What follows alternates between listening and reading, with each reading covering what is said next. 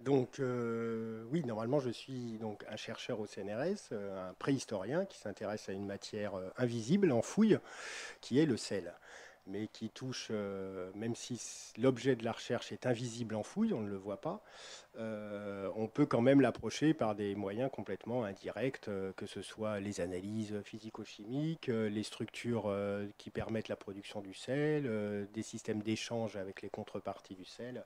Donc en fait, c'est une archéologie de l'invisible, et le pont, en fait, avec cette fouille ici, donc une fouille de décors de cinéma qui rentre dans de l'archéologie contemporaine, le pont entre les deux, c'est que les deux, si j'ose dire, ce sont des fouilles, ce sont des thèmes de recherche qui touchent à quelque chose d'invisible. Dans un cas, le sel, pour la préhistoire, et ici, la fabrique d'images animées, le cinéma, comment on fabrique une fiction. Et donc voilà, donc il y a un pont en fait à faire entre les deux, même s'il est peut-être un peu compliqué. Donc là, on ne va pas du tout parler de préhistoire, et on va partir donc dans de l'archéologie contemporaine, et plus particulièrement donc dans une opération récente et qui est encore en cours, qui est la fouille de décors de cinéma, à savoir les décors du film Peau d'âne, réalisé par Jacques Demy en 1970.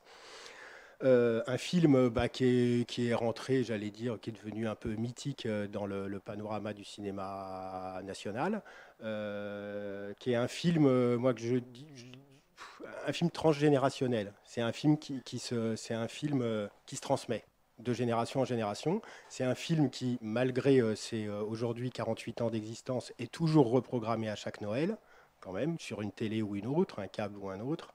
Donc c'est un film qui vit toujours. Voilà, juste. Et sûrement parce que c'est un film qui touche à quelque chose de beaucoup plus profond, qui est le conte de fées. Et ce conte de fées n'est pas n'importe lequel, puisqu'il touche à quelque chose qui est, j'allais dire, central dans la constitution des sociétés humaines, à savoir l'inceste. C'est du conte de fées, mais derrière, c'est quand même un peu horrible. N'oublions pas que c'est juste un père qui veut coucher avec sa fille. Alors, je vous présenterai un petit panorama très rapide de qu'est-ce que c'est l'archéologie contemporaine en France, en fait, qu'est-ce qu'on fait depuis quelques années, surtout sur le XXe siècle. Comment est né ce projet un petit peu, on va dire, décalé dans le paysage de la recherche archéologique nationale. Et puis après, la démarche tout à fait classique, parce que je suis un préhistorien, donc j'ai fouillé ça comme un site préhistorique, et puis on a utilisé exactement les mêmes méthodes, les mêmes approches que si c'était un site qui avait 10 000 ans, 15 000 ans, 5 000 ans, exactement de la même façon. Donc des prospections, une fouille, un enregistrement systématique, une fouille à plat, voilà. Et puis je vous présenterai après, en fait, l'intérêt de ce projet aussi scientifique, c'est qu'effectivement, on peut le croiser avec des archives, qu'elles soient des textes, évidemment, puisqu'on a, je ne sais pas, le scénario manuscrit, les revues de presse. On a aussi des photographies, donc on a un support iconographique aussi à comparer avec nos vestiges matériels. Et puis ce qu'on va rajouter par rapport à une démarche plus archéologie historique, on va dire, c'est la mémoire, c'est les souvenirs. Et puis on a aussi autre chose qui est la fiction elle-même, c'est-à-dire le film réalisé. Donc on peut comparer comme ça tous ces plans. Donc méthodologiquement, c'est plutôt très riche pour notre discipline, pour l'archéologie. Alors l'archéologie contemporaine, c'est ça. Aujourd'hui, l'archéologie contemporaine en France, c'est ça. C'est des morts. C'est des gens qui ont été tués, qui ont été internés. Ça veut dire, en fait, ce qu'on fouille, c'est les deux guerres mondiales, plus des camps d'internement, des camps de prisonniers. C'est une archéologie, moi je l'appelle comme ça, mais c'est une archéologie du traumatisme. C'est une archéologie qui est vraiment liée à des faits de violence, donc c'est surtout les deux guerres mondiales. Et en France, en fait, des opérations qui sortent de ces, de ces événements dramatiques, il y en a très peu. Et il n'y en a qu'une seule, même avant la nôtre, qui est la fouille du déjeuner sous l'herbe, qui a eu lieu en 2010 et qui a eu une deuxième opération récemment, en 2016, qui est la fouille d'une œuvre artistique que vous connaissez probablement, d'un artiste roumain, d'origine roumaine, Daniel Speri, qui en 1983 fait un happening dans le jardin de, à l'époque, la Fondation Cartier, qui se trouvait dans un joli petit château avec un joli parc à Jouy-en-Josas, le château du Moncel, et qui convie une centaine d'invités. Et puis au milieu du repas, ils prennent les plateaux de table et les enterrent dans une grande tranchée pour que ce soit à l'époque refouillé par un archéologue pour savoir qu'est-ce qu'on restait. Et qu'est-ce qui restait. Évidemment, ça s'appelait le déjeuner sous l'herbe, avec un clin d'œil évident à notre peintre bien-aimé. Et donc il y a un archéologue qui s'appelle Jean-Paul Demoule qui en 2010 a refouillé ça. Cette fouille n'a pas eu d'autorisation du ministère de la Culture en considérant que ce n'était pas de l'archéologie. Donc une autre opération donc, qui touche à du récent qui pose la question évidemment, comme le déjeuner sous l'herbe, des limites de l'archéologie. Qu'est-ce que c'est l'archéologie? Qu'est-ce qu'on peut faire? Qu'est-ce qu'on ne peut pas faire d'un point de vue réglementaire, législatif, mais aussi scientifique, qui interroge la discipline. Donc c'est la cabane de Peau d'Âne. Et ce projet, il est né en 2012. Et en fait, il démarre en fait au tout début avec un souvenir.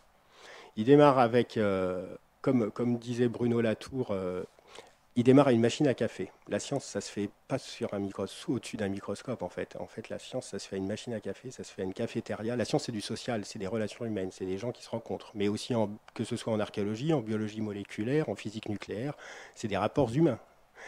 Et, et en fait, donc, cette fouille en fait, a démarré avec la rencontre d'un collègue qui s'appelle Pierre-Arnaud Delabriffe. Et on était à un colloque à Nantes en 1999. Et lors de ce colloque, il y a un moment où on en avait marre, on va à la cafétéria, on va boire un café à la machine à café. Et puis à la machine à café, on discute du colloque, des collègues, voilà. Et puis j'ai dit, oh, bah quand même, là je suis à Nantes, c'est la ville de naissance de Jacques Demy, je vais aller voir le passage Pommeray, un clin d'œil au film Lola de Demy. Voilà, comme j'adorais et j'adore toujours ce cinéma de Demy. Et puis il me dit, ah oui, moi j'aime bien, parce que souvent les gens aiment ou n'aiment pas du tout ce cinéma-là. Et il me dit, oui, j'aime bien, mais je connais pas bien. Ah bon? Ah, mais quand même, les parapluies de Cherbourg, ça a eu la Palme d'Or en 1964, les Demoiselles de Rochefort en 67, Peau d'Âne en 70. Il me dit, ah oui, Peau d'Âne. Et puis il se met à me raconter une histoire qui n'est pas dans le film. Je connaissais le film, pas par cœur, mais je le connaissais assez bien. Je lui dis, mais qu'est-ce que tu me racontes? Il me dit, ah, mais tu sais pas, le tournage a eu lieu dans la maison familiale, le parc du château familial, en 1970, et j'avais 8 ans, et donc c'était l'été, on était tous ensemble, les cousins, cousines, et donc c'était évidemment l'animation de l'été pour toute la famille. Donc ils venaient voir quand même Catherine Deneuve qui était déjà assez connue, Jean Marais, Jacques Perrin, et comment se passe un tournage, quoi. Et surtout, c'était déjà un archéologue en herbe, ce collègue, Pierre-Arnaud Delabriffe, et donc il avait des souvenirs, alors qu'il avait seulement 8 ans, très précis. Et il avait entre autres un souvenir très précis qui était Jacques Perrin qui n'arrive pas à grimper sur un chêne sur lequel la cabane que vous voyez à l'écran s'appuie. Et pour découvrir ce qui se passait à l'intérieur de cette cabane qui brillait, qui était assez mystérieuse. Et donc, pour atteindre une petite lucarne sur le toit, en fait, et il doit grimper sur le chêne, il n'y arrivait pas, il est tombé 2 fois. Et donc, il y a un accessoiriste du tournage qui est arrivé, qui a planté des clous dans l'arbre pour que ça lui fasse des marchepieds qu'on voit évidemment pas dans le film, puisqu'il y a un jeu de coupe et de plan qui fait qu'on voit rien du tout. Et donc il se souvenait de ces histoires, voilà, ou de Jacques Perrin qui, je ne sais pas si vous vous souvenez, mais la cabane est entourée d'une sorte de mur magique transparent. Il n'arrivait pas à bien le faire, donc on a mis une grande plaque de plexiglas et qu'il n'a pas vu 2 fois. Donc il s'est pris la plaque vraiment et est tombé au sol. Voilà, donc il se souvenait de petits détails, de détails amusants évidemment, de la vie d'un tournage. Et donc je lui dis, mais c'est mal. Et je lui dis, mais la cabane, qu'est-ce qu'elle est devenue? Il me dit, ah ils sont partis, ils ont tout laissé, avec l'autorisation des propriétaires du château. Ça veut dire qu'ils ont laissé la cabane? Oui, et même moi, enfant, j'ai joué dedans. Ah bon? Mais oui, elle a dû tenir, je sais pas, 3 ans, 4 ans. Et nous, avec les cousins, quand on se retrouvait dans la propriété familiale, on allait jouer dedans et c'était évidemment une cachette. Le parc du château fait 140 hectares enclos en mur. Je ne vous ai pas dit, on est au château de Neuville, à Gambais, dans les Yvelines, au fin fond de la forêt de Rambouillet. Donc c'est un des châteaux qui a été utilisé par Jacques Demy. Jacques Demy, évidemment, utilise le fameux château de Chambord à la fin et utilise un autre château privé qui s'appelle le château du Plessis-Bourré, pas très très loin d'Angers. Donc voilà, nous on s'est intéressé donc à un de ces châteaux, qui est le château de Neuville, donc, où était resté abandonné donc, par l'équipe de tournage à l'été 70, entre autres la cabane de Podane. Donc ça démarre d'un souvenir. Et donc l'idée, dès le début, c'était aussi de faire. Je me dis, mais évidemment, cette histoire, ce souvenir, il faut en faire quelque chose. Donc il faut aller voir qu'est-ce qui reste. Parce que le collègue me dit, ah mais tu sais, c'est au fond du parc, c'est perdu, je ne sais plus où c'est. Il y a eu, c'est un coin du parc qui n'est pas très bien, qui est pas très entretenu.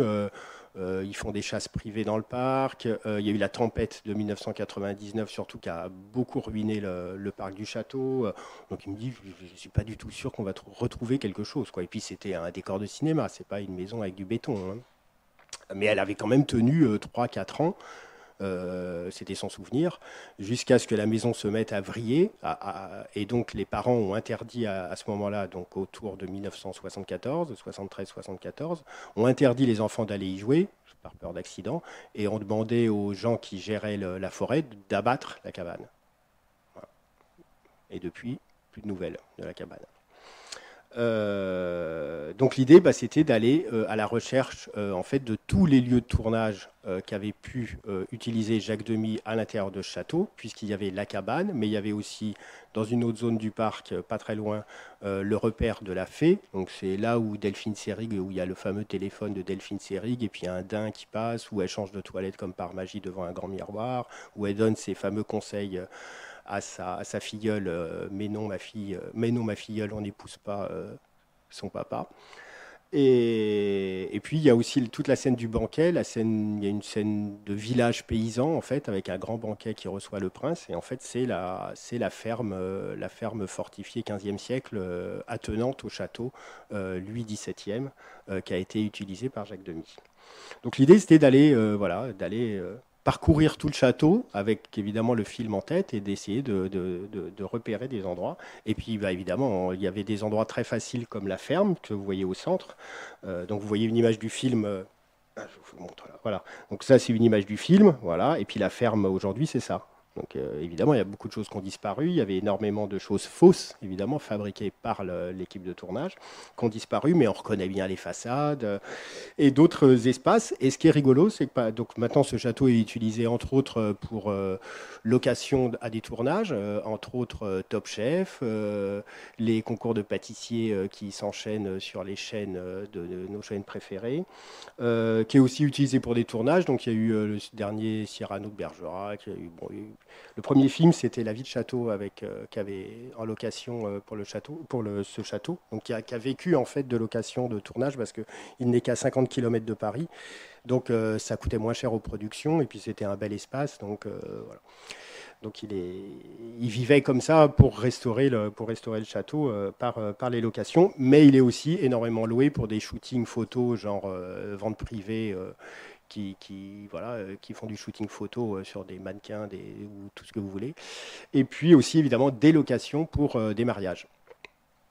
Et dans la salle de mariage, que ne fut pas la surprise de repérer cette pièce-là.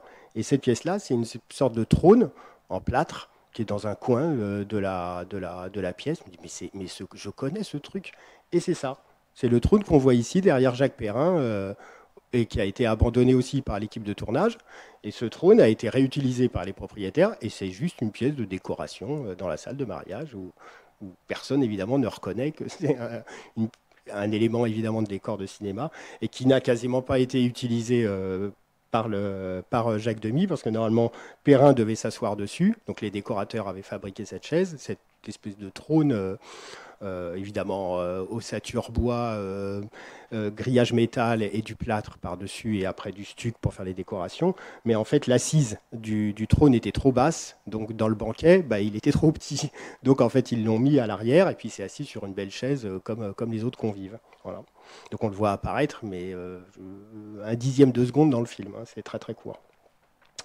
Voilà, et ce qu'on a essayé surtout d'identifier, c'est c'est la cabane, hein, de retrouver la cabane. Donc on est parti dans le parc du château. Il se souvenait à peu près, donc ça c'est un plan d'IGN, donc ça c'est les grandes allées du château. Il se souvenait à peu près de l'allée où était la cabane. Et donc on est parti chercher à travers plusieurs allées du parc un chêne, puisqu'on voit bien à l'écran que la cabane s'appuie sur un chêne. Et là, le chêne, même 40, là on est 42 ans après le tournage, le chêne était probablement toujours là.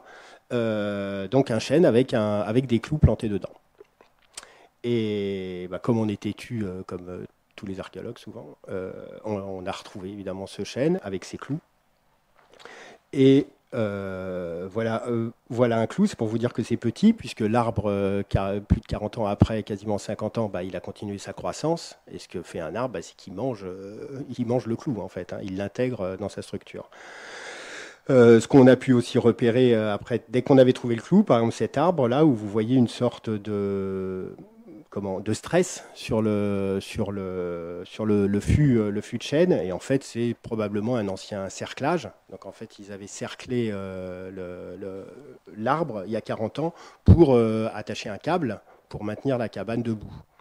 Et en fait, ils ont évidemment laissé le câble et le cerclage. L'arbre, lui, continue à pousser. Évidemment, il souffre, c'est-à-dire qu'il pousse autour comme une menotte. Mais il y a un moment, le végétal est plus puissant et le cerclage saute. Donc a priori, on l'a au pied, mais on ne l'a toujours pas fouillé avec le câble. Autre chose amusante, cette zone du château, là où a été implantée la cabane, en fait, c'est une ancienne zone d'adduction du château, avec en bas de versant. Donc en fait, pour drainer les eaux, il y a des drains creusés et il y a un système souterrain de collecte des eaux. Et ça, ici, là, ce que vous avez ici, c'est un regard en fait du collecteur d'eau qui est tout près de la cabane. Et ce collecteur, bah, vous voyez le danger pour une équipe de cinéma. Donc on est autour de 35 personnes sur un tournage comme celui-ci, qui est un petit tournage à petit budget en réalité à l'époque. Et ben ils ont, si vous revoyez le film, vous verrez qu'il y a un énorme rocher à côté de la cabane qui n'a géologiquement et archéologiquement rien à faire là, et qui est en fait une fabrication des décorateurs pour boucher ce trou. Vous verrez un gros bloc qui n'a rien à faire là, et en fait c'était pour pas que l'équipe tombe. Voilà, et puis en se promenant au sol, bah, vous voyez des petits bouts de verre, ici un fragment de miroir, des bouts de métaux, de la ferronnerie, voilà, c'est tout, juste au sol. Et deux gros moellons du château, qui appartiennent à l'architecture du château, a priori du XVIe siècle. Et c'est des moellons, en revanche, qu'on voit dans le film et qui ont été réutilisés par l'équipe de tournage pour encadrer la cheminée de la princesse. Cheminée, je vous rappelle, attenante au four dans lequel elle réalisera son fameux cake d'amour.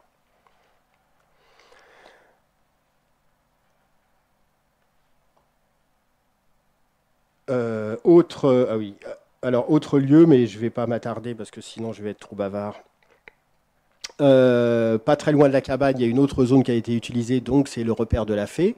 Et donc le souvenir du collègue Pierre-Arnaud de Labrive me dit: ah mais oui, mais ils ont même laissé le grand coquillage. Donc si vous vous souvenez du film, il y a un espèce de grand bénitier, un grand coquillage sur lequel Catherine Deneuve s'assied, bah, que vous voyez ici là, lors de la fameuse chanson des conseils de sa marraine, comme quoi il ne faut pas épouser son père, et qu'elle trouvera un prince charmant ou un paysan ailleurs, et plus tard. Eh bien, ils avaient tout laissé, ces pièces. Donc, que ce soit ici le buste qu'on voit à l'arrière, cet ancien porche donc ruiné par lequel Catherine Deneuve rentre dans le repère magique de la fée, ils avaient tout laissé. Alors évidemment, ils n'avaient pas laissé le téléphone, le fameux téléphone à touche, parce qu'évidemment, Demy s'amuse et met des anachronismes, le plus classique évidemment étant l'hélicoptère de la fin, qui a choqué beaucoup de monde. Mais bon. Mais il y a d'autres anachronismes, comme effectivement ce téléphone à touche au milieu de la fée des lilas, puisque c'est une fée qui vit à la fois dans le passé, dans le futur, dans le présent. C'est quand même une fée qui a des piles, qui a des poésies du futur, puisqu'elle va lire Apollinaire au père à Jean Marais, au père de la princesse. Apollinaire qui est un poète qui n'est pas censé exister au moment où se situe l'action. Et elle a même des piles, quand même. Elle a des piles. Donc, on n'a malheureusement pas retrouvé, par exemple, ces anachronismes. Ça aurait été amusant. En revanche, voilà, ce coquillage, il suffisait de se promener au sol et on a retrouvé les restes, la structure du coquillage, le plâtre qui le compose, énormément de donc là, vous voyez, voilà, l'armature, par exemple. Ça, c'est le bord du coquillage. On a pu même remonter des fragments comme une céramique, les bords du coquillage, des morceaux de bord du coquillage, donc qui est au sol. Il n'y a même pas besoin de fouiller. Et puis des éléments plus étonnants, comme là vous voyez cette grosse tête en plâtre qui est la tête d'un félin.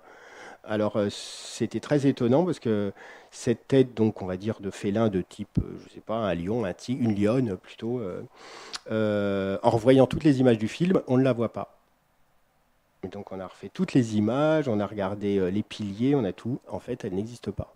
Et ce qui est amusant, quand on pose la question aux propriétaires, donc qui ont souvenir, par exemple, du tournage, pour eux, c'est évident, ce lion est dans le film. Alors que non, il n'est pas dans le film. Et qu'en fait, quand on interroge après les techniques de décoration, et toujours actuelles, les décorateurs, quand on fait des plans comme ici, par exemple, où il y a eu un travelling très long sur la chanson de Delphine Seyrig, de La Fée, en fait, il y a un travelling qui est très très long. Les décorateurs, pour aménager les décors derrière les personnages, en fait, ils débordent toujours. Donc, ils vont aménager des décors toujours 20% de plus à gauche, 20% de plus à droite par rapport au rail du travelling. Donc, en fait, c'est des éléments de décor qui ont été installés, mais qui n'apparaissent pas à l'image. En tout cas, tel que le film a été monté après. Voilà, donc on a retrouvé la zone de la cabane, et puis après, ce qu'il fallait faire, c'était l'étudier. Donc, comme tout bon archéologue, la première étape, c'est faire des prospections pour savoir qu'est-ce qu'il y a dans le sous-sol. Donc, pour ça, on a utilisé, on va dire, 3 méthodes. La première méthode, très classique, c'est faire la microtopographie. C'est-à-dire tous les releviers, tout le relief du terrain, où est-ce qu'il y a des creux, où est-ce qu'il y a des bosses. La deuxième méthode, donc là c'est un peu ce qu'on voit à l'écran, c'est prendre un détecteur de métaux et couvrir toute la zone. Donc on a fait, je ne sais plus, 100, 200, non, à peu près 500, plus de 500 mètres carrés, au détecteur de métaux. Et là où ça bip, non pas de fouiller, mais d'implanter. Donc là, en l'occurrence, on avait commencé avec des petites fiches, et puis on s'est aperçu très rapidement qu'il y avait trop de bip-bip et d'anomalies donc dans le sous-sol métallique. Et donc on a dû prendre ce qui nous restait, c'est-à-dire de notre déjeuner et de notre pause café, à savoir des couverts en plastique. Donc vous voyez des couverts en plastique parce qu'il y a un moment, il y avait trop de bip-bip. Et à la fin de notre journée, ça finit comme ça. C'est-à-dire que c'est en fait il y a 1 millier de couverts en plastique plantés, 1 millier d'anomalies métalliques dans le sous-sol. Donc on les a toutes relevées en sol, comme fait un préhistorien, sur un plan. Et donc l'idée après, c'est confronter la microtopographie, donc des anomalies du modelé du terrain, ces anomalies métalliques, où est-ce qu'elles apparaissent, où est-ce qu'il y a des concentrations, où est-ce qu'il y a des vides. Et la troisième couche d'information qu'on a enregistrée, c'est une prospection géophysique avec ce qu'on appelle de la résistivité électrique, c'est-à-dire les anomalies de conductivité du sous-sol en faisant passer un courant électrique.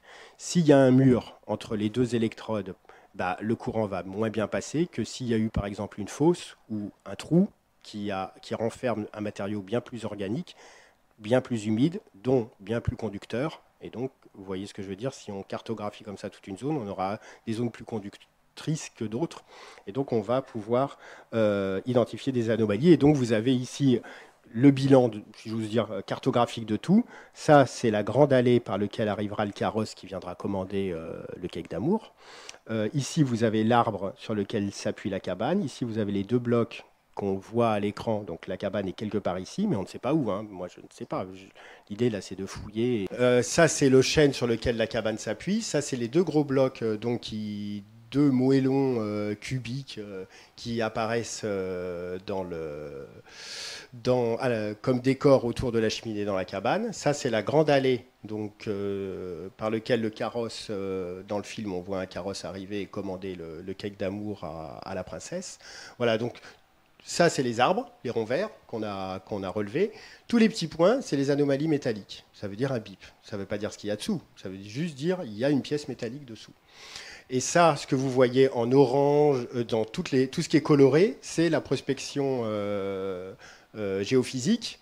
Ici en trois dimensions, si on mélange le modelé du terrain et les prospections géophysiques. Et donc, qui nous montre des zones d'anomalie, des zones conductrices, des zones non conductrices. Et parfois, ce qui est évidemment intéressant, c'est de savoir qu'une anomalie ici, qu'on voit en jaune, correspond aussi à une zone de concentration très forte en un objet métallique. Donc évidemment, l'idée, c'est de croiser les couches d'information.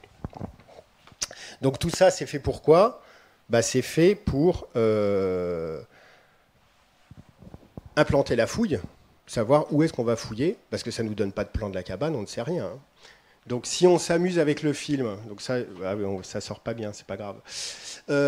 On s'amuse avec le film, donc je m'amuse à voir le film, et puis j'essaye de faire un plan de la cabane avec ce qu'on voit, et il y a plein de trucs qui raccordent pas. Il y a je ne sais pas combien de faux raccords, des meubles qui bougent alors qu'ils ne devraient pas bouger, des objets qui se déplacent. Et ce que je veux dire, c'est que le cinéma, c'est évidemment de la triche. Il triche tout le temps. Et il triche tout le temps, tout le temps, tout le temps. En plus, les plans, c'est évidemment pas du 50 mm, c'est pas notre œil. Donc il y a des effets de perspective qui trompent encore plus l'œil.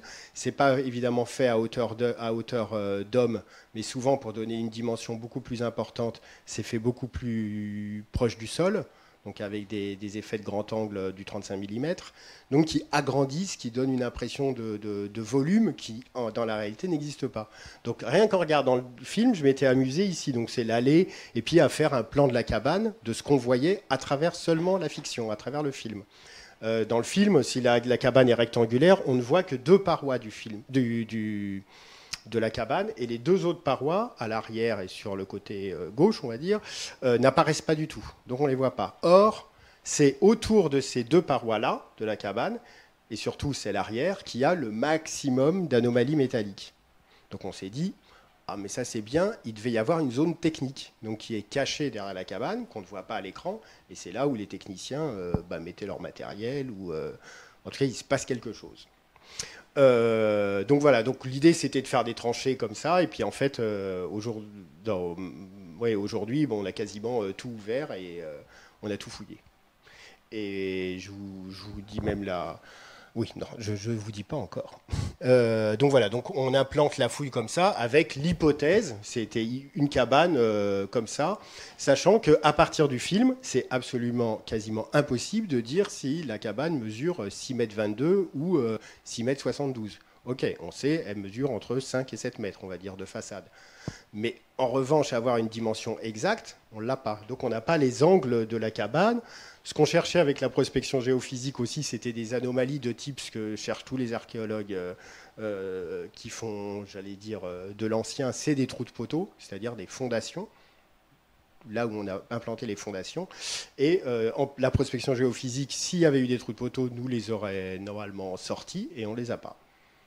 Donc ça veut dire une maison qui fait aller à l'œil, on va dire, entre 8 x 4 et 5 à 6 mètres de hauteur faîtière, sans trou de poteau, donc qui arrive à tenir sans fondation. C'est compliqué. Et donc ce qu'on fait, comme tout bon archéologue à l'époque, après ces prospections, je fais une demande au service régional de l'archéologie, donc à l'intérieur des DRAC, des directions régionales des affaires culturelles d'Île-de-France, une demande de fouille. Une demande de fouille archéologique, comme il se doit, sans demander de l'argent d'ailleurs, sans demander de subvention. Et donc la réponse donc, des services de l'État, du ministère de la Culture, c'était que la commission donc, qui a étudié mon dossier a considéré que cette démarche ne relevait pas du champ de la recherche archéologique telle que définie par le Code du patrimoine, livre 5. Donc, en conséquence, voilà, nous avons le regret de vous informer qu'il ne vous sera pas délivré d'autorisation de fouille programmée. Ce qui veut dire donc qu'aux yeux du ministère de la Culture, ceci n'est pas une fouille archéologique. Mais vous avez le droit de faire ce que vous voulez. Donc c'est-à-dire que c'est ni une autorisation, ni une interdiction. Mais aux yeux des services de l'État, ceci n'est pas de l'archéologie. Ça pose problème. Voilà, juste ça interroge. Et ça avait été exactement le même courrier de retour qui avait été envoyé à Jean-Paul Demoule lorsqu'il a fait sa demande pour le déjeuner sous l'herbe. L'opération que je vous ai présentée juste avant, qui faisait le pont entre art contemporain et archéologie. C'est pas grave, hein. On peut quand même fouiller, puisque c'est pas une fouille archéologique aux yeux de l'État, il n'y a ni d'interdiction ni d'autorisation, donc c'est comme si on faisait un potager. C'est pareil, c'est exactement la même chose. Et ben alors on va voilà, comme on dit, on va continuer à planter des fourchettes en plastique. Et donc c'est ce qu'on a fait pendant 4 saisons de fouilles. Donc on a vraiment ouvert le terrain. Et qu'est-ce qu'on trouve quand on fouille? Évidemment, il n'y a pas beaucoup de stratigraphie, donc ça veut dire que les niveaux des objets archéologiques et le niveau archéologique qui est très proche de la base de l'humus forestier, on est entre 5 et 15 cm sous le sol, sous les feuilles, on va dire, sous les feuilles mortes, sous vraiment le sol, la surface. Mais quand on fouille, c'est ça. Voilà ce qui apparaît. C'est-à-dire beaucoup de choses. À savoir, vous voyez quoi? Vous voyez des bouts de verre. Ici, en fait, c'est de l'argenture, donc c'est un miroir. Plein de petits fragments de verre bleu. Ici, un bout de graphite. Ici, une boucle de métal. Voilà. Donc, ce que je veux vous dire, c'est qu'il y a énormément de choses, énormément d'objets. Et aujourd'hui, on en est à 4000 objets. On a 4000 objets, en majorité des fragments de verre, en majorité des clous. Et c'est ça, les anomalies métalliques, en majorité, ce sont des clous qui ont été utilisés pour la construction de la cabane. Alors plus en détail, ces petits objets, on va dire, ils se mélangent. Il y a 3 familles d'objets. Il y a évidemment il y a les objets, j'allais dire, un peu magiques, c'est-à-dire les objets qu'on voit à l'écran, qu'on voit dans la fiction. Et c'est quoi les objets qu'on voit? C'est des strass, des diamants. C'est quand même des diamants. Et on a, donc là, vous avez une petite pastille bleue. Ça, c'était attaché sur la malle magique là, qui circule avec la princesse, grâce à la baguette prêtée par sa marraine. Et ce qu'on a surtout, on a énormément de petits strass. Donc, c'est des strass de type Swarovski.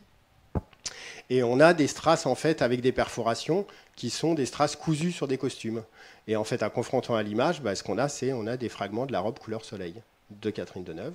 Je rappelle que les 3 robes utilisées par Jacques Demy, la robe couleur soleil de Lune et de Temps, ont disparu, n'existent plus.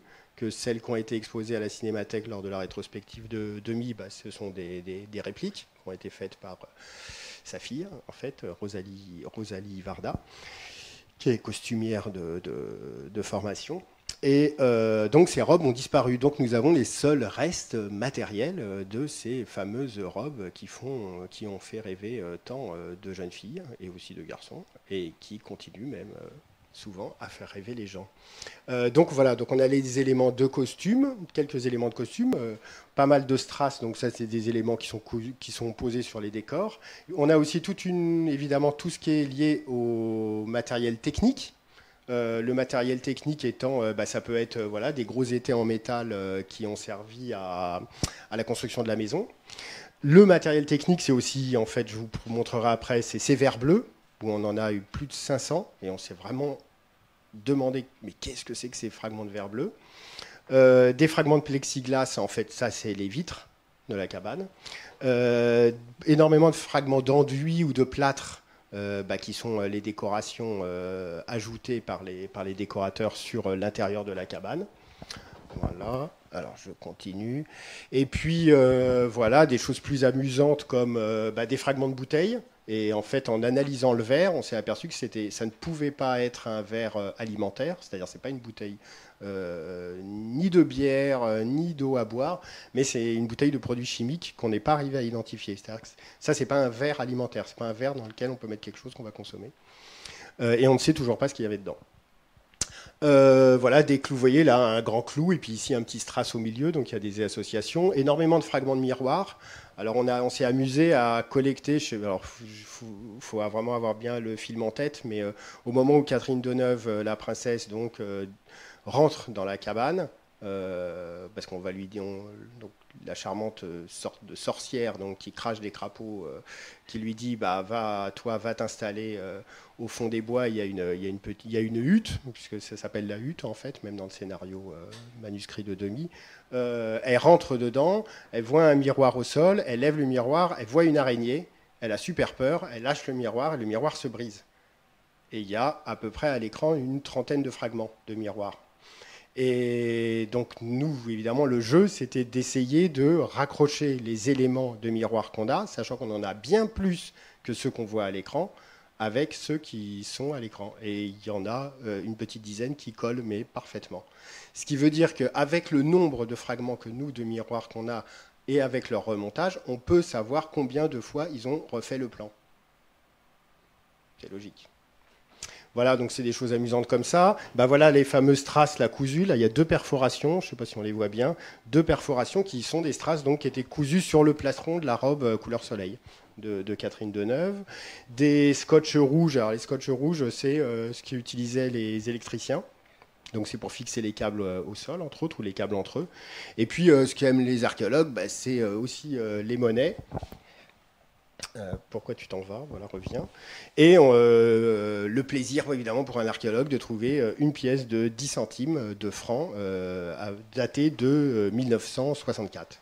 Donc qui collait complètement avec le tournage pour 70. On aime bien les monnaies, évidemment.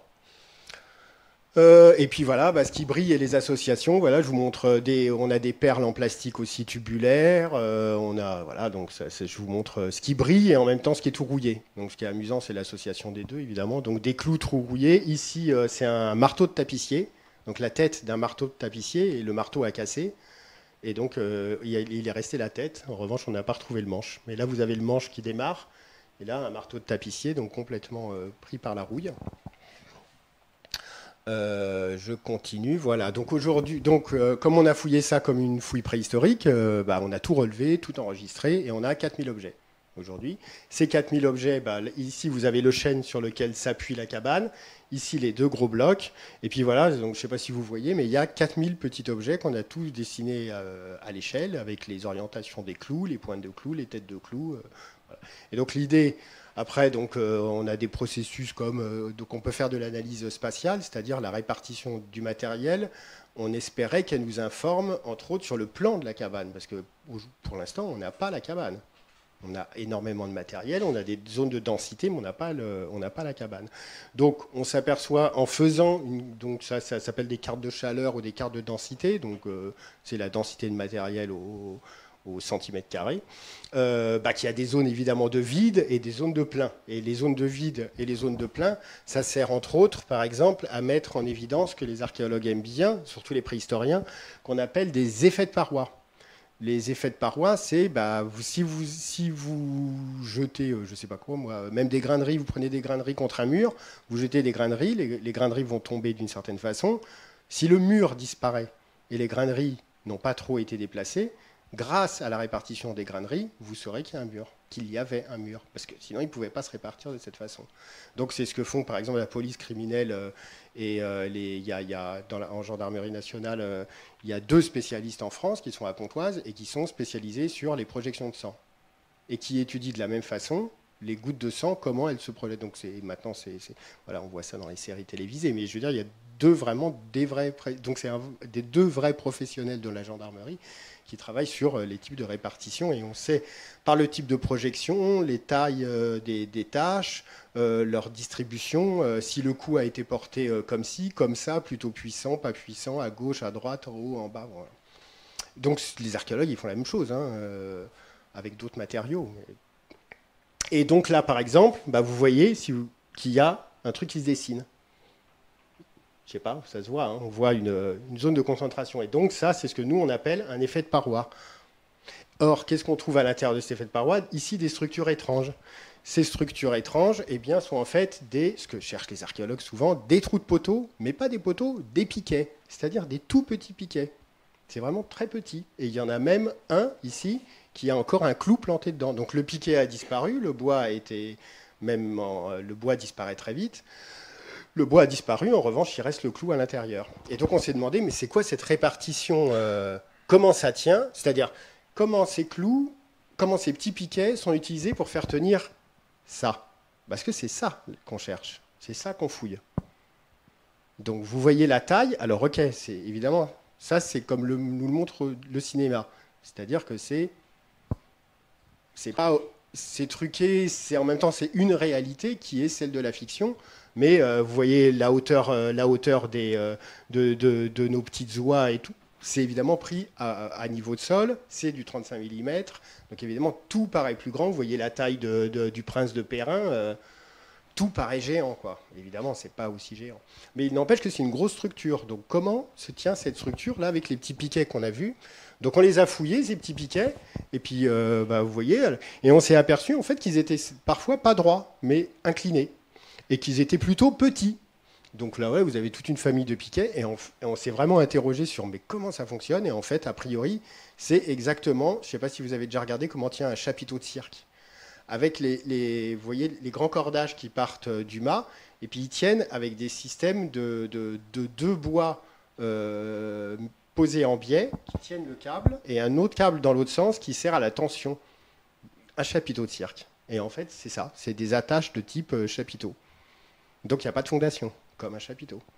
Même si on peut porter des structures très très lourdes. Et ce qu'on a en revanche trouvé à l'avant de la cabane, près de la porte, là, c'est ici, non, c'est pas celui-là. Non, c'était ici. Bon, on a trouvé un vrai trou de poteau. En fouillant, en faisant très attention, on l'a trouvé. Et donc on a un seul trou de poteau pour tenir une maison aussi grande, aussi volumineuse. Donc aujourd'hui, ici, vous avez une orthophotographie de la zone, donc une vue aérienne de la cabane avec les arbres sectionnés. Là, donc c'est du modèle, c'est du numérique, c'est du modèle numérique. Dessus, on a plaqué tous les objets. C'est tous les petits trucs que vous voyez là, des clous, des céramiques, des strass, des mégots, les blocs, et voilà. Et donc ça, c'est l'interprétation, donc avec ici le trou de poteau de la porte, ici les systèmes de piquets qui tenaient donc avec un câble la faîtière de la cabane, voilà. Et puis on a trouvé aussi quelques planches en bois. Donc on en est là dans nos interprétations. Dans le matériel, donc, ce que je disais, c'était qu'on avait trois grandes familles, en fait. Donc on a le matériel qu'on voit vraiment dans le film, donc c'est les strass, on va dire, les éléments de costume ou de décor. Et ce qu'on a aussi, c'est le matériel technique lié au cinéma. Et là, on s'aperçoit, l'archéologue, des fois, il ne comprend pas. Et bien souvent, d'ailleurs, il ne comprend pas. C'est-à-dire qu'il y a des matériaux, quand on s'intéresse à un tournage 1970, un archéologue, il ne connaît pas le matériel du cinéma. Et donc, il y a plein de choses où on n'est pas capable de dire, mais qu'est-ce que c'est? Voilà, comme tout le monde. Hein. Et donc, après, évidemment, on va devoir construire ce référentiel de matériel archéologique lié aux techniques cinématographiques. Donc on a par exemple vis de serrage de projecteurs, donc c'est les bases de projecteurs et les vis concassées. On a des amorces de pellicule, donc les scotch rouges qui sont vraiment ceux des électriciens. Je vous ai dit qu'on avait trouvé des fragments de graphite là, et on a trouvé parfois des graphites en très grands, des grands tubes, donc comme ici, où c'est écrit morganite dessus. Et c'est en fait des électrodes de lampes à arc. Donc c'est en fait des systèmes de projecteurs à lampes à arc qui éclairait très puissamment les scènes. Parce qu'il faut rappeler que notre ami Jacques Demy, tous ses films, que ce soit Les Parapluies de Cherbourg, Les Demoiselles, il a toujours tout voulu filmer en réel. Il n'a jamais voulu filmer en studio. Il a tout filmé dans la vraie vie. Et il disait, mais mon cinéma est un cinéma de la réalité. Ce qui est vrai. Après, Les Parapluies de Cherbourg, ça parle de quoi? Ça parle de la guerre d'Algérie. Donc bon, je rentre pas. Et ça parle que de choses vraies ou de la condition de la femme. Derrière, il y a toujours, malgré un aspect très léger par le fait que ce soit chanté ou la musique de Michel Legrand, derrière, il y a des questions parfois très tragiques, quoi, ou une actualité très tragique. Et c'est ça qui fait la puissance. Et donc cet aspect très réel, bah, quand on tourne en forêt une cabane dans les bois, bah, c'est très sombre. C'est du cinéma, donc il faut beaucoup de lumière. Hein, et donc c'est suréclairé. D'où le pourquoi on trouve autant de lampes à arc. Et donc de chute d'électrodes de ces projecteurs à arc. Ça, c'était très beau, ça, on était très contents. Donc ce truc jaune, là, qui est un noyau, comme ça, un noyau jaune, en fait, c'est un noyau des grandes bobines de 35 mm qu'on mettait dans les caméras. Voilà. Et donc, on a même retrouvé le responsable, parce que ça se perd pas. Hein. C'est comme les clés d'une voiture, si j'ose dire. Si on a perdu ça, toute la bobine, on peut plus l'enclencher. C'est embêtant. Et donc, ce qu'on trouve aussi, à côté de tout ça, bah, c'est voilà, le matériel domestique, c'est-à-dire la vie des gens. La vie des gens, c'est quoi? Bah, c'est des capsules de bière, probablement, des filtres, des fumes-cigarettes en plastique, comme les fumes-cigarillos qu'on fume plus aujourd'hui, mais qu'on fumait encore dans les années 80. Je pense que vous vous souvenez de ces petits fumes-cigarillos en plastique blanc, comment ça s'appelait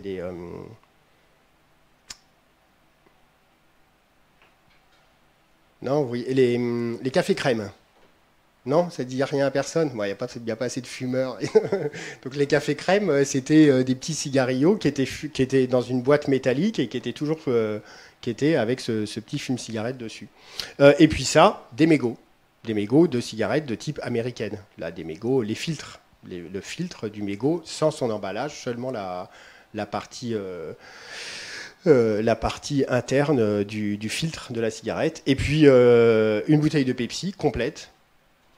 Et le modèle marketing colle complètement avec l'époque. Et par contre, ce qui est rigolo, c'est qu'on a trouvé aussi, en fouillant à l'intérieur de la cabane, des grands bâtons comme ça. On s'est dit, mais qu'est-ce que c'est que ce truc?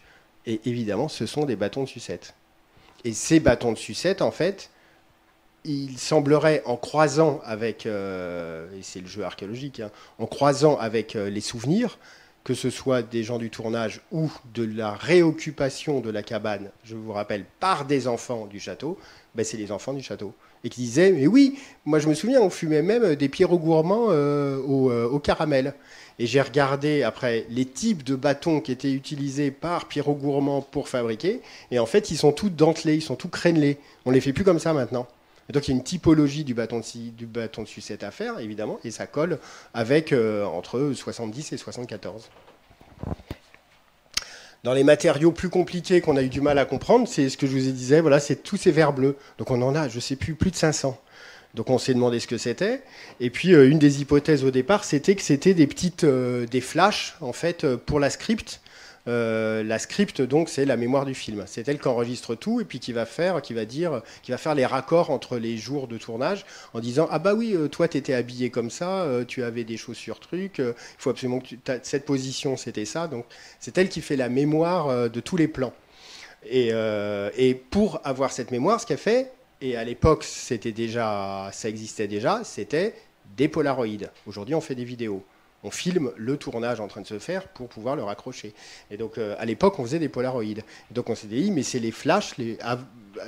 Il n'existait pas encore cette grande invention qui s'appelle le flash cube qu'on pouvait tourner. Ceux qui ont eu des appareils photo dans leur jeunesse s'en souviennent.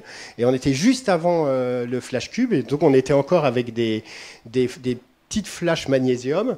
Et en fait, le bleu du verre, c'est pour avoir une lumière le plus proche de la lumière naturelle. Où on va bleuter avec du cobalt, on va bleuter le vert de l'ampoule.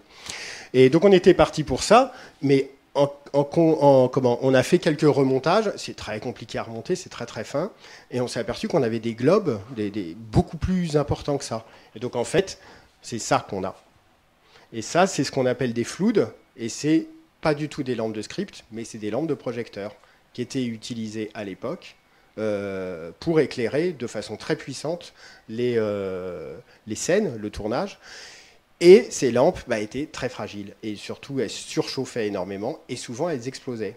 Donc, ce qu'on a fait, nous, on n'a que ça. Et on a quelques petits bouts de métaux qui appartiennent à ça. Et ben, on a recherché ces lampes. Et on a fait les magasins de l'avenue Beaumarchais, à Paris, ou les magasins de photographie, qui ont, pour certains, du vieux matériel.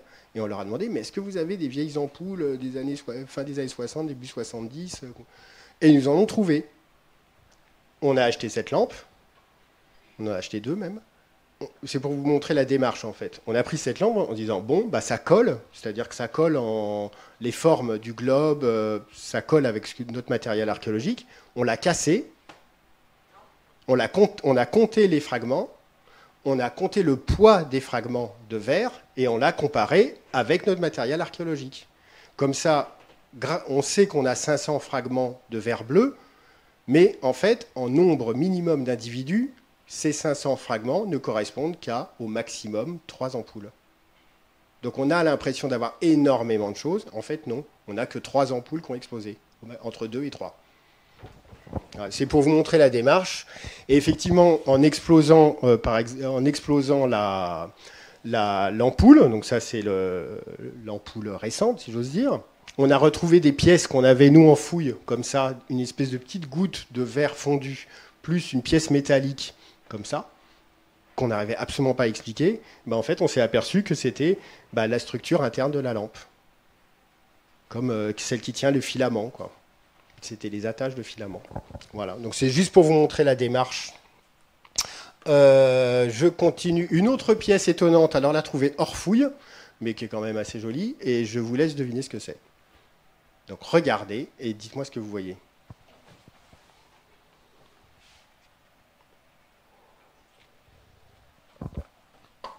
Personne? Un poteau qui s'est cassé la figure. Non. Est-ce qu'il y a quelque chose qui semble étrange? Je ne sais pas si vous voyez bien en même temps. Donc... Ah, des branchages, vous les voyez où? La pièce métallique, c'est quoi la pièce métallique? C'est ça? Voilà, donc pièce métallique et ici des branchages. Vous avez raison, c'est ça. Ce ne sont pas des branchages, voilà. On croit que c'est des branchages. Non, non. Ces branchages appartiennent à la pièce métallique. On est passé devant 3-4 fois. On est au milieu de la forêt du parc. On ne l'avait pas vu. Et on l'a vu au bout de je ne sais pas combien, en passant 4-5 fois. Mais c'est quoi ce truc bizarre qui dépasse appuyé sur un arbre? Donc on est hors zone de circulation. Et je vous le mets en plus grand.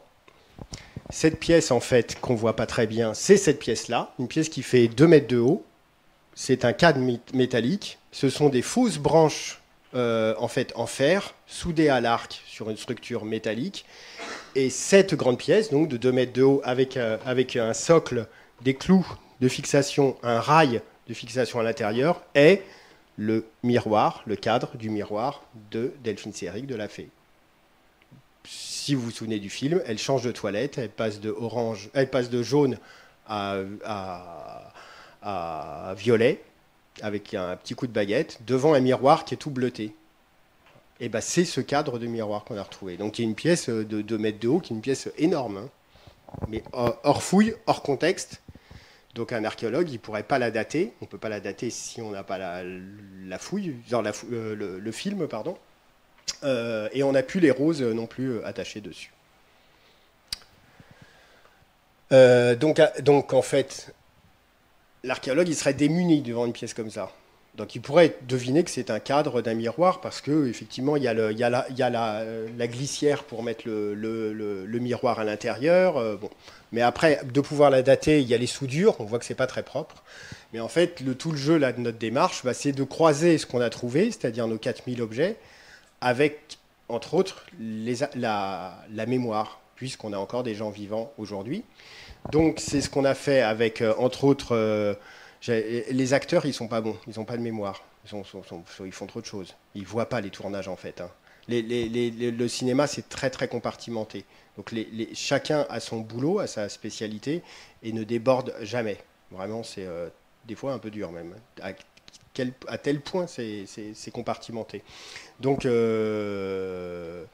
gens qui ont plus de mémoire, la mémoire technique, proche de celle que cherchent les archéologues, c'est les techniciens. Et c'est entre autres les gens de l'image.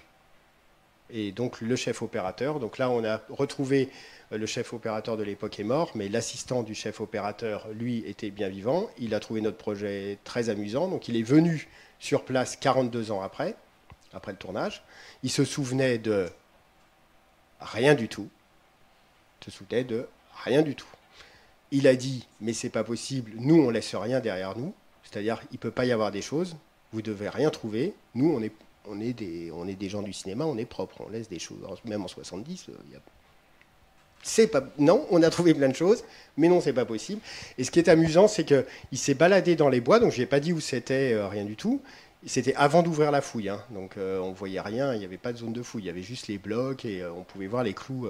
Et il s'est promené tout seul, et c'est en faisant le geste du cadreur, en fait, puisque c'était son boulot d'être derrière la caméra, donc de faire ça, et de se promener comme ça, et de penser en plan, en fait, en plan cinéma, que la mémoire est revenue, et qu'il a dit « Ah mais ça y est, je me souviens, le carrosse il passe là, le truc, ça c'est l'allée », et qu'il a reconstitué, qu'il a dit « Ah mais la maison elle doit être là ». Ah mais oui, et le feu, il est là. Ah ben le four, il doit être là. Ah, ben ah mais vos pierres, ça rentre dans le truc. Voilà. Et il a refait tout le raisonnement, mais grâce au geste technique du cadre. Et arrivé sur place, il n'avait rien reconnu. Et il pensait même qu'on se trompait, hein, qu'on n'était pas du tout, c'était pas au bon endroit. Voilà, donc c'est amusant. Bon, et après, évidemment, c'est lui qui va nous dire « Ah bah ça, c'est une vis de serrage de projecteur. Évidemment, ça cassait parce qu'il y avait de l'humidité. Si ça cassait, ça tombait et puis on changeait de pied de projecteur. » Et qui nous dit « Ah bah ça, les fumes-cigarillos, les fumes-cigarillos, il n'y a que les électros pour fumer ça. Il n'y avait que les électriciens pour fumer ça. Or, quand on fait la répartition spatiale du matériel lié à la consommation de tabac, c'est-à-dire la différence spatiale entre des mégots de type filtre cigarette américaine et des fumes-cigarillos, les fumes-cigarillos, comme par hasard, ils sont dans la zone arrière, c'est-à-dire dans la zone technique. Et les cigarettes américaines, elles sont à l'intérieur de la cabane. Il n'y a pas une photo dans les archives où on ne voit pas Deneuve, Truffaut, qui était à l'époque avec Catherine Deneuve, Perrin ou Demy, sans cigarette au bec. Ils ont tout le temps une cigarette au bec. Donc ce qui est rigolo, c'est une répartition, j'allais dire, c'est une étude quasiment sociologique du tournage où s'exclut cigarette américaine et fume-cigarillo. Voilà, donc dans le jeu de documentation, évidemment, là, on va pouvoir croiser avec aussi les archives, qu'elles soient... donc on a vu la mémoire, alors Rosalie Varda aussi, donc, qui est la fille adoptive de Jacques Demy, qui était figurante sur le tournage, et qui était très jeune, qui avait 12 ans, donc qui avait quelques souvenirs, mais elle avait des souvenirs surtout de Chambord, beaucoup moins de Gambet. En revanche, quand on lui a présenté le projet, voilà, que ce soit elle ou sa mère Agnès Varda, ils nous ont ouvert leurs archives, la maison familiale, et on a pu avoir accès à tout. Et donc on a par exemple le budget du film tel qu'il a été, j'allais dire rêvé, souhaité par Jacques Demy à l'époque. Et il faut savoir que le budget en fait a été divisé par 4. Donc il a fait un film en fait qui, si on regarde bien, est très bricolé, quoi. C'est fait vraiment avec des bouts de ficelle mais ça lui donne plus de magie, mais le réalisateur à l'époque était très fâché de ne pas pouvoir avoir tout ce qu'il voulait. Le nombre de chevaux, type de carrosse, type d'éclairage, jour de tournage, puisque on a le planning de tournage. Et on sait que tout a été tourné on est au mois de juin, mois de juillet, début août, c'est fini. En moins de 2 mois, c'est tout bouclé. Et il y a 3 châteaux, il y a un tournage à Senlis, un tournage à Compiègne, et c'est 30-35 personnes. Hein. Donc c'est très très tendu. Voilà, donc on peut croiser évidemment avec le planning de tournage, et puis avec toute la documentation iconographique liée au film, que ce soit les photos de plateau, et évidemment pour faire de la publicité, j'allais dire. J'adore ces photos-là parce qu'il y a eu des choix donc, par le photographe et qui va prendre les tirages 6-6 et passer un coup de marqueur dessus. Donc il y a plein de Catherine Deneuve en princesse ou de Jean Marais avec la peau d'âne qui sont tout griffonnés. Et c'est très joli. Donc voilà, les diapositives. Bon. Le scénario manuscrit, évidemment, fait par Demy au tout début avec toutes ses ratures. Après, le scénario dactylographié. Et on voit bien en fait les décalages après entre ce qu'il a essayé, ce qu'il a écrit et ce qu'il a réalisé. C'est-à-dire qu'il y a des choses qui étaient écrites qu'ils n'ont jamais fait. Et la réalité est complètement différente du scénario écrit. Et puis, c'est toutes les photos d'équipe de tournage. Donc ça, pour nous, c'est vraiment de l'or, si j'ose dire. Que ce soit voilà, les techniques de travelling à l'époque, puisqu'on a des cales de travelling donc, pour aligner les rails à l'horizontale, et qu'on a, nous, des enfoncements sur la fouille, avec des grandes cales comme ça, et des enfoncements qui correspondent a priori au poids de la caméra. Donc la caméra, c'est un Cameflex 300 à l'époque, ça pesait 250 kg, sans le manipulateur dessus. Donc ça veut dire une plateforme sur une rail de travelling, on est autour de 350 kg. Donc les cales, elles s'enfoncent dans un sol forestier, et nous, on retrouve en fait les traces d'enfoncement.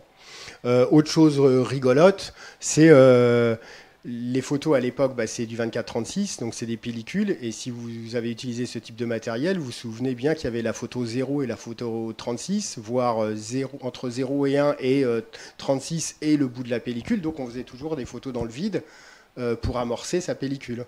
Et on ne savait pas ce que ça sortirait. Et donc, c'est les photos dans le vide, comme celle-là, où on voit deux têtes et une toiture, qui nous informent, en fait, de comment est fait la cabane, comment est fait la partie qu'on ne voit jamais à l'écran. Donc, merci ces amorces de pellicule, les photos zéro. Autre type de choses, bon, là, beaucoup plus classique, c'est le matériel qui a été conservé après le tournage. Il n'y a que 2 pièces qui sont aujourd'hui dans les réserves de la Cinémathèque française. C'est évidemment la peau d'âne, qui est en sale état, et la baguette de la fée. Donc c'est les 2 objets qui sont dans les réserves de la Cinémathèque française. Les robes, elles ont été refaites d'après les dessins et les croquis surtout de Patché, le costumier de l'époque. Et refait donc pour la rétrospective Demy qu'il y avait eu en 2012 à la Cinémathèque française. Pardon, la peau d'âne, elle est en mauvais état. Parce qu'en fait, l'âne, bon, je vous raconterai après si vous voulez. De la même façon, on a travaillé à la Cinémathèque pour le matériel, les accessoires ou la peau d'âne, mais aussi tout le matériel technique. Donc Laurent Manoni, qui est le conservateur pour l'aspect technique, matériel de cinéma, nous a retrouvé la caméra de l'époque, le Nagra, donc les enregistrements sonores de l'époque. Oui, je ne vous ai pas dit, on a trouvé aussi de la bande magnétique. On a de la bande sonore, donc on va pouvoir faire de l'archéologie du son. Donc je cherche un laboratoire en fait qui restaure de la bande magnétique pour sortir un son. Donc de l'archéologie du son, c'est quand même, ça fait rêver, moi je trouve. Voilà, donc on a, parce qu'on avait plein de pièces techniques, de petits, vous voyez, des petits ressorts, des petits trucs, et moi je suis incapable de savoir à qui ça appartient. Donc on a regardé avec Laurent Manoni là, les pièces, les rouages à l'intérieur des caméras, comment c'est fait. Est-ce que les pièces qu'on avait apportées pouvaient coller avec le type de manivelle ou les types de pieds, voilà. C'est tout l'aspect technique. Et puis, ça a réveillé des mémoires aussi, notre travail, parce qu'il y a eu un peu de presse, il y a eu... et donc, il y a un jour, je reçois un coup de téléphone de quelqu'un qui travaillait dans un cinéma, qui avait entendu parler de notre projet, et qui dit « Ah, mais l'assistant... » Parce que nous, ce qu'on a cherché d'abord, c'est les décorateurs. Les décorateurs sont morts.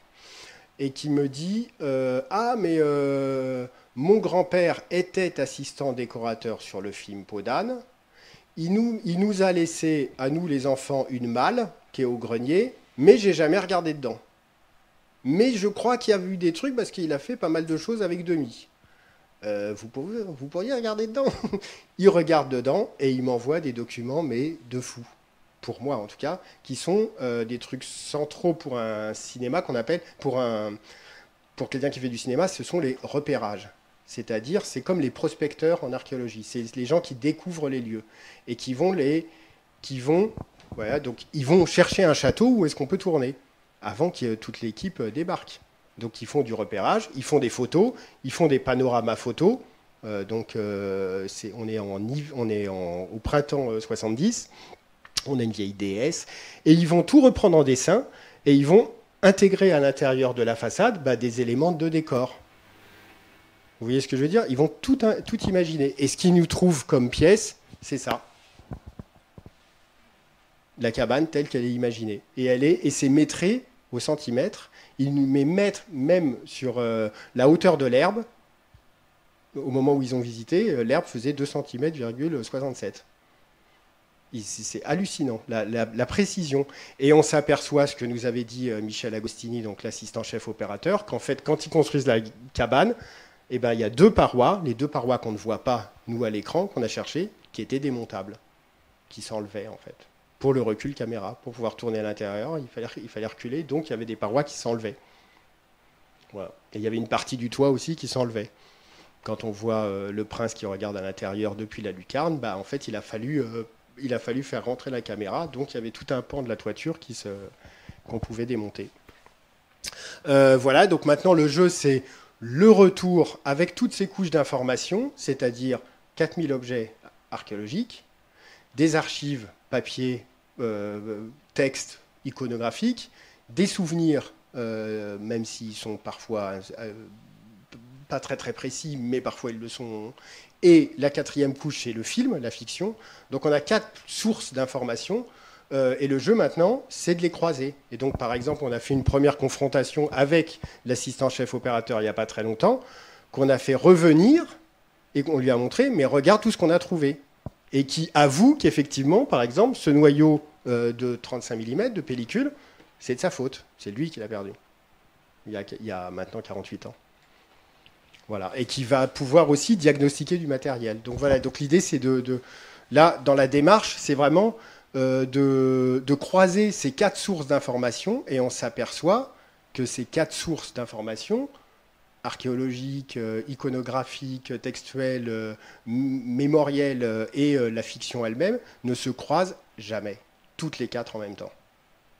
C'est-à-dire qu'il n'y a pas une réalité, il n'y a pas une vérité à reconstruire, il y en a plusieurs. Et toute cette recherche-là qu'on a menée, eh ben en plus, on en a fait un film, nous, de notre démarche. Et donc, en fait, on a eu une équipe cinéma derrière nous pendant 6 ans. Là, il y a 6 ans de fouille. Hein. Et donc, on en a fait un film qui est encore actuellement au cinéma, qui s'appelle, comme il se doit, Peau d'âme. Et qui est sorti le 19 avril en salle, qui est actuellement en VOD, qu'on peut regarder en ligne sur le site de notre distributeur qui s'appelle Shellac. Voilà, et si vraiment vous êtes passionné, il y a encore 2 projections de prévues. Il y en avait une ce matin au Luminor, rue du Temple, pas très loin.